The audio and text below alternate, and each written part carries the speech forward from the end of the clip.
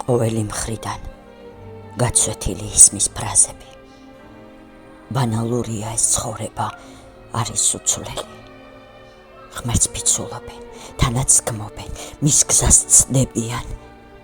ქვეყნიერებას განაგებენ უფლის ურჩები. გიცინიან და ფიცულობენ, ვითომ უყვარხარ.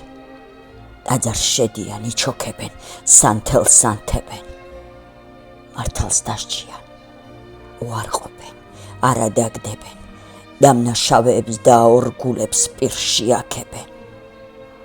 თუ გისიმართლე, ტყუილისაგან არ გარჩეულა, მაშინ უფლისგან რაღაც ვითხოვთ, ნეტარ რა გვინდა.